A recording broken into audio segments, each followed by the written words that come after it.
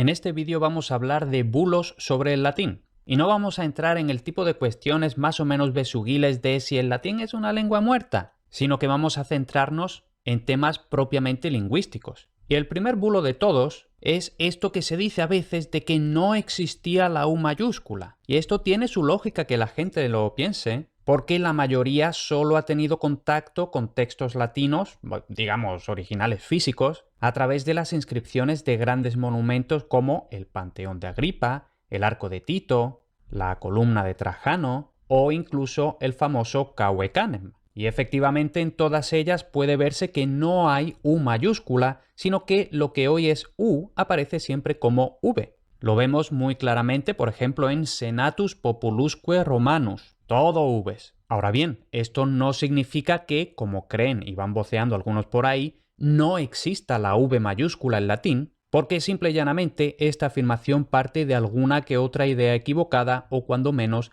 relativamente infundada. Entonces, la primera cuestión es conocer el estatus fonológico grafémico, es decir, simplificando, son la misma letra, de lo que actualmente son sin género de duda dos letras diferentes que representan sendos fonemas en la mayoría de idiomas, incluido el español. En latín tenemos dos fonemas, U vocálico, como en serui, yo entrelacé o tejí, y el semiconsonántico, servi, siervos. Ahora, estos dos fonemas antiguamente aparecían representados por una sola letra que a veces se escribía más redondeada, otras más angulosa y a veces incluso como algo intermedio, por ejemplo con un lado recto y otro curvado. Esto lo vamos a ver ahora con fotos. Entonces, tenemos dos fonemas que se escribían con una sola letra y de hecho Quintiliano ya en el siglo I o todavía en el siglo I decía que faltaba una letra, porque lo normal es que si hay dos fonemas haya dos letras. Entonces, él decía,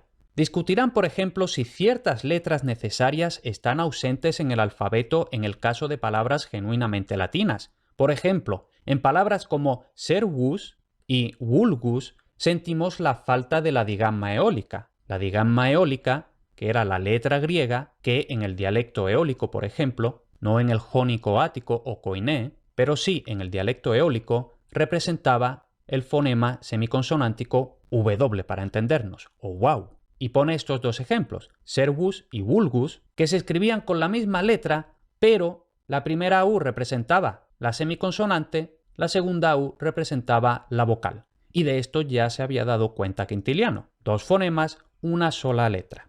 Y luego, en otra parte dice, no fue sin razón que Claudio, el emperador Claudio, introdujo la digamma eólica para representar este sonido. Lo que pasa es que esto luego no triunfó y se dejó. Y dice, mis propios maestros escribían servus y kervus, siervo y ciervo, con wo, es decir, escribían algo así como servos y kervos, incluso si correspondían dos u's, ¿no? Hoy escribimos estas palabras con una W. Ninguna de las dos grafías expresa exactamente la pronunciación. Entonces, las conclusiones que extraemos es que, recapitulando, tenemos dos fonemas, U y W, tenemos un solo grafema, ya sea más curvado, más anguloso, mayúscula, minúscula, pero tenemos, en conclusión, una sola letra para dos fonemas. Esto es un poco como pasa con la G en español, que suena G como en gato, pero G como en general. Y por otra parte, el tema de UV, si es más angulosa, más redondeada, es un poco el caso de, por ejemplo, la letra E, hay gente que la escribe angulosa, otra gente que la escribe más redondeada, pero es la misma letra. O como por ejemplo en A, hay gente que la escribe más de imprenta, digamos,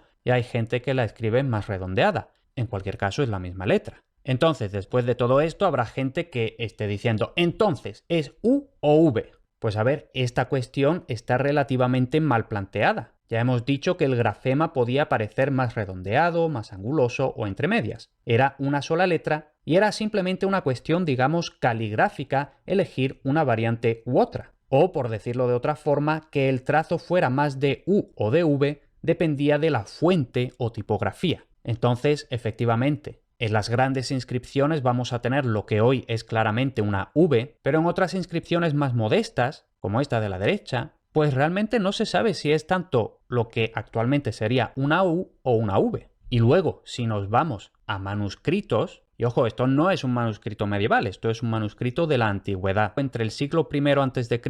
y el III después de Cristo. Y aquí, bueno, yo he señalado unas cuantas y hay algunas que hoy diríamos que es claramente una U, otras que diríamos que es claramente una V y otras que diríamos que es un poco de cada. Básicamente lo que ya he dicho varias veces. Más redondeada, más angulosa o entre medias. Pero esto para la persona que estaba escribiendo era exactamente la misma letra. Simplemente, pues bueno, cuando uno escribe a mano, las letras sale cada una de su padre y de su madre. Y esto no hace falta ni siquiera irse a manuscritos. Tenemos, por ejemplo, esta inscripción en bronce, es una ley que estaba aquí en Málaga, y de nuevo yo aquí he marcado varias veces la letra en cuestión, y unas veces es más redondeada, otras más angulosas y otras entre medias. Y esto lo pongo para mostrar que las versiones más redondeadas no aparecen solo en manuscritos, sino que también pueden ser inscripciones propiamente, lo que pasa es que no son de grandes monumentos, pero inscripciones, al fin y al cabo, escritas todo en mayúsculas. Y en un vídeo como este, por supuesto, estamos hablando mucho de latín. Y para quien no lo sepa todavía, yo tengo una academia, academialatin.com,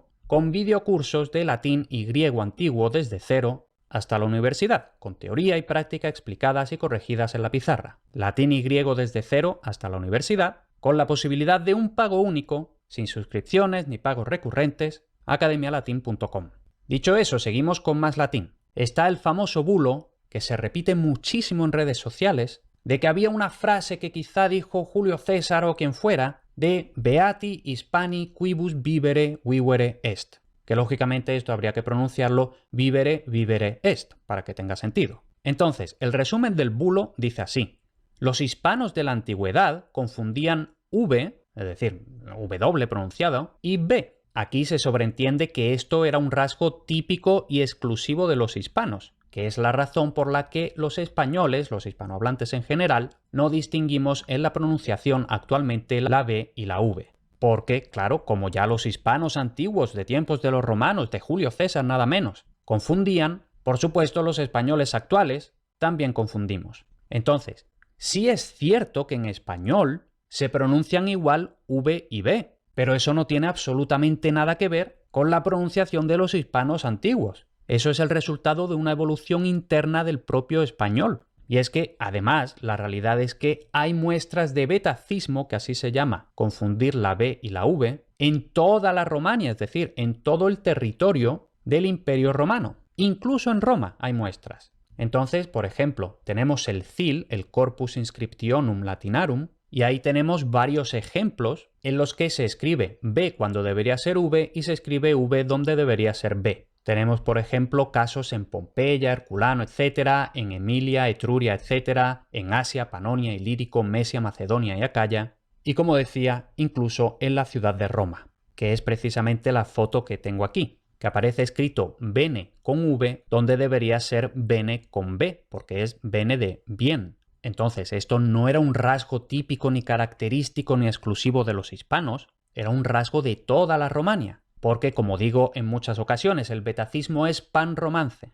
El betacismo se dio en toda la Romania. Y eso además lo sabemos porque, por ejemplo, la V latina no necesariamente se corresponde con una V en las lenguas romances. Tenemos, por ejemplo, corvu, cuervo, que sí, por ejemplo, en italiano es corvo con V, pero en francés es corbeau con B. Y al contrario lo mismo. B latina no necesariamente se corresponde con una B en las lenguas romances. Tenemos de arbore, albero con B en italiano, pero por ejemplo arvore con V en portugués. Y hay más. Tenemos por ejemplo de cantabats, tenemos cantava en italiano y en muchas lenguas romances, de hecho, con V. Un caso similar es el de cavallu, en prácticamente todas las lenguas romances es con V. Y casos más extremos, la P intervocálica latina, que en principio debe pasar a B, como en ribera en español, pero vamos a tener rivière en francés con V, o capillu, en italiano se queda la P tal cual, en español tenemos cabello, pero en francés, por ejemplo, tenemos chevaux con V. Y básicamente lo mismo con arripare. En italiano tenemos arrivare.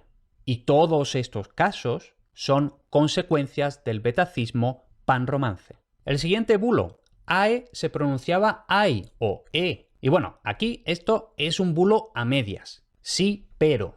Entonces, aquí partimos de que en latín clásico lo que se escribía AE se pronunciaba AE. Sorpresísima. Luego, hay mucha gente que dice, ah, lo has leído mal, AE se pronuncia E. Eso realmente es la mayoría de la gente, pero luego también hay gente que dice, lo has leído mal, AE se pronuncia AI. Entonces, vamos a ver, ¿qué hay aquí? Sí es cierto que en latín arcaico se escribía AI porque se pronunciaba AI, lo cual es sumamente obvio. Y sí es cierto que en el latín tardío, este diptongo que se escribía AE ya se pronunciaba E, ya fuera con E abierta o con E cerrada, eso no importa ahora. Y luego, esta pronunciación E es la que efectivamente triunfó en las lenguas romances y todavía se pronuncia así en el latín eclesiástico, porque el latín eclesiástico es básicamente latín con pronunciación a la italiana. Entonces, por lo general, el latín eclesiástico, AE, se pronuncia E, y esto en la Edad Media, también en el periodo humanístico, etc.,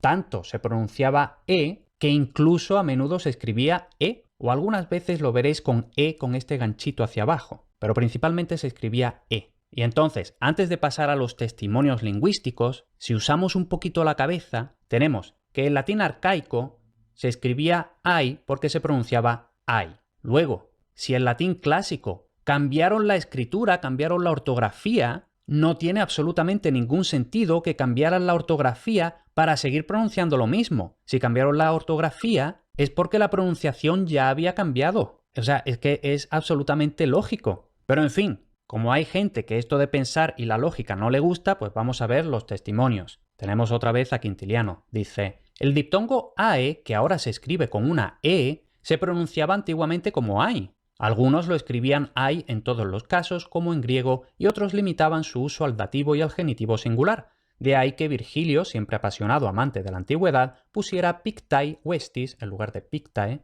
y aquae en lugar de aquae en sus poemas, pero en plural se utilizaba la E y se escribía sillae galbae. Entonces vemos aquí que Quintiliano lo dice de forma bastante clara. El diptongo AE ahora se escribe con E y antiguamente se pronunciaba AI, pero ahora en tiempo de Quintiliano, siglo I, se escribe y se sobreentiende, se pronuncia AE. Pero el testimonio más interesante es este de Terencio Scauro, que está hablando de los diptongos y dice, por tanto, la letra A se antepone a U para el diptongo AU y E para el diptongo AE. Y entre los antiguos se escribía I en vez de E, como se muestra por las alteraciones de sonidos entre las cuales las separaciones de sílabas como en pictae vestis, vemos que usa el mismo ejemplo, y aulae medio, por pictae y aulae. Y dice explícitamente, pero en esas palabras el sonido final suena más a E, es decir, el segundo elemento del diptongo no es I, por mucho que se escriba I por tendencia arcaizante o lo que sea, se pronuncia E.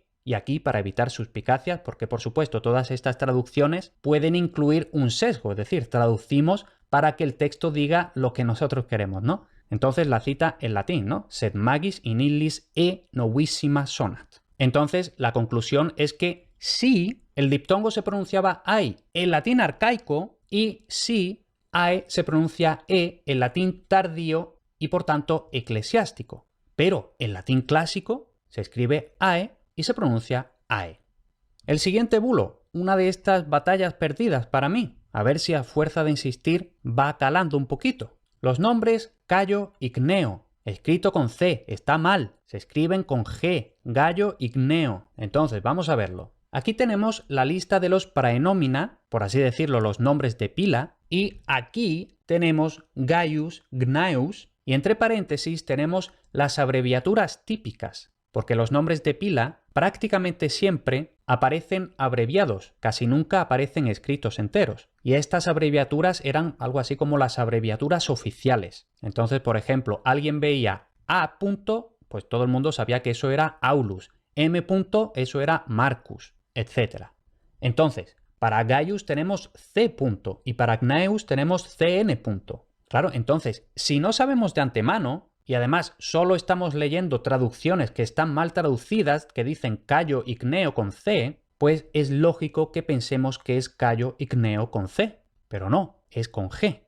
Ahora vamos a ver por qué se usaba la C cuando debería ser una G. Primero, tenemos aquí esta inscripción de la tumba de los Escipiones, siglos III-II a.C., por tanto, latín arcaico. Y justo al principio tenemos esto que dice Lucius Cornelius Cnae Filius Cnae Nepos Scipio. Y vemos que efectivamente el nombre de Gneo aparece CN. 2 veces nada más y nada menos. ¿Por qué es CN si debería ser GN? Vamos a ver. En los principios del alfabeto latino tenemos aquí esta inscripción del siglo VI a.C., entonces una inscripción muy antigua. Pues en este periodo inicial, un poco como lo que pasaba con la U y la V, en latín había una sola letra para representar tanto el fonema K como el fonema G. Entonces, en este fragmento concreto tenemos Virco, escrito con C, se lee muy claramente, con C, pero esto no se pronunciaba con C, esto no se pronunciaba Virco, esto realmente se pronunciaba Virgo. De hecho, ya posteriormente se escribía con G. Virgo, de ahí viene virgen.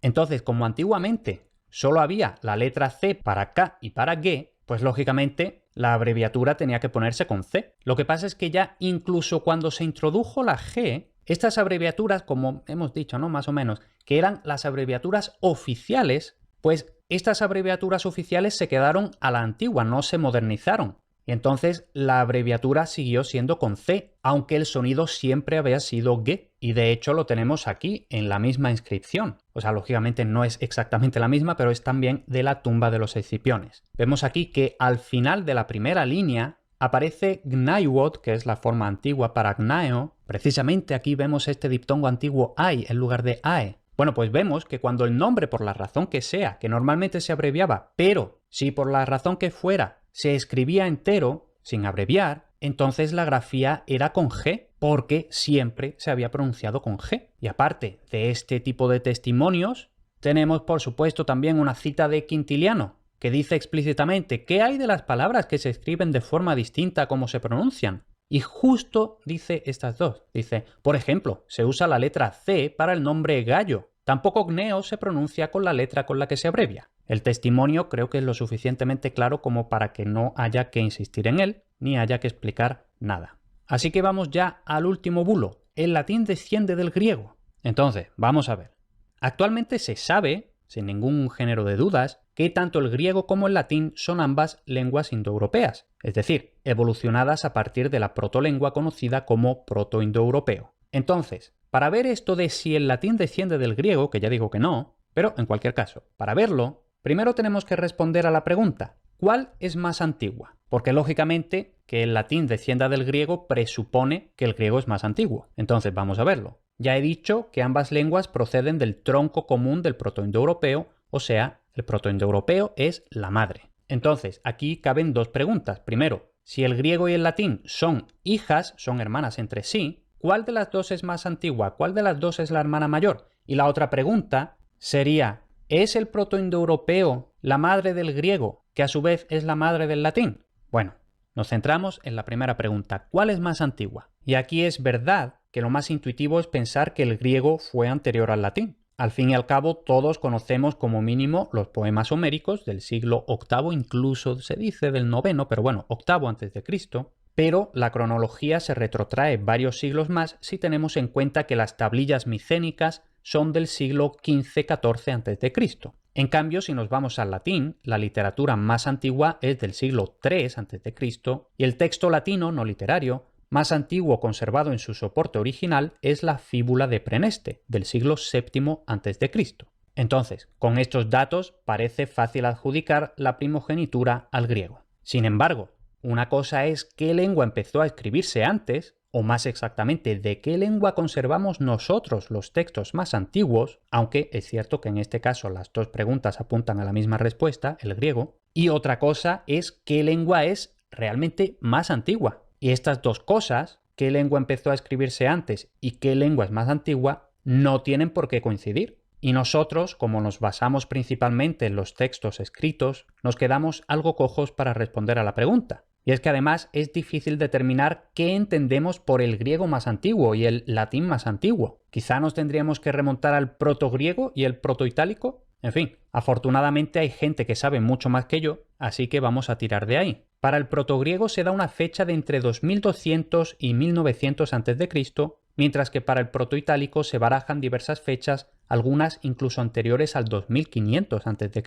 Entonces, según esto, el latín, entre comillas, podría ser más antiguo que el griego, entre comillas, aunque realmente aquí entramos ya en una cuestión semántica de qué es el latín y el griego más antiguo, por no hablar por supuesto, del grado de certidumbre, o más bien incertidumbre, de estas fechas. Por tanto, la conclusión es básicamente que no es posible determinar qué lengua es más antigua. Sí está claro que el griego está documentado, según nuestros conocimientos al menos, mucho antes que el latín, pero esto no equivale a que el griego sea más antiguo. De hecho, si acaso, el latín, entre comillas, sería más antiguo que el griego, entre comillas. Pero bueno, aún así, si aceptáramos que el griego es más antiguo que el latín, eso podría dar paso a la pregunta de si el griego es la madre del latín, cuestión que incluso llegó a plantearse en la misma antigüedad. Concretamente, Dionisio de Halicarnaso, un griego que vivió en Roma durante la época de Augusto, dejó caer, no elaboró grandemente, pero bueno, lo dejó caer, que el latín pudiera tener algo de origen en el griego, concretamente en el griego eólico. Él decía: el idioma hablado por los romanos no es ni totalmente bárbaro ni absolutamente griego, sino una mezcla, por así decirlo, de ambos, en su mayor parte eólico. Y la única desventaja que han experimentado por su mezcla con estas diversas naciones es que no pronuncian correctamente todos los sonidos. Entonces, como digo, una mención bastante vaga, bastante laxa, que yo sepa, no se sabe si esto es una cosa de Dionisio o es una cosa que ya alguna otra persona había comentado, o era una cosa que se debatía en los círculos intelectuales. Pero bueno, la cuestión es que también Quintiliano menciona algo de esto. Dice: este tipo de estudios, está hablando de la etimología, ¿no?, exige una erudición profunda, ya sea que se trate del gran número de palabras derivadas del griego, más especialmente aquellas que se flexionan según la práctica del dialecto eólico, la forma del griego que más se asemeja al latín. Entonces, Quintiliano no dice exactamente puede que el latín descienda del griego, no dice eso. Simplemente dice que el dialecto eólico resulta que es el dialecto del griego que más se parece al latín. Y ahora, ¿por qué decía esto? ¿Por qué se supone que el dialecto eólico es el que más se parece al latín? Y aquí se sobreentiende, como ya he adelantado, el dialecto eólico frente al jónico ático o koiné, que serían los más conocidos por los propios romanos. Entonces, el dialecto eólico era uno de los dialectos que conservaba la antigua wow, y de hecho incluso tenían una letra específica para representar este sonido que ya se había perdido en jónico ático y por tanto en griego koiné. Y esta letra es la famosa digamma eólica que ya hemos estado viendo desde el principio, que resulta que se parece mucho a la F. Y como ya hemos estado mencionando, el latín también tenía una wow, por tanto esto era un rasgo que tenían el griego eólico y el latín en común, el sonido de W o wow o semiconsonante velar, lo que sea. Otro rasgo era que la A larga antigua se había quedado como alfa larga en griego eólico y también como A larga en latín. Por tanto, mater y mater sonaban igual en eólico y en latín, mientras que la alfa larga, muy famosamente, se convierte en eta en jónico ático.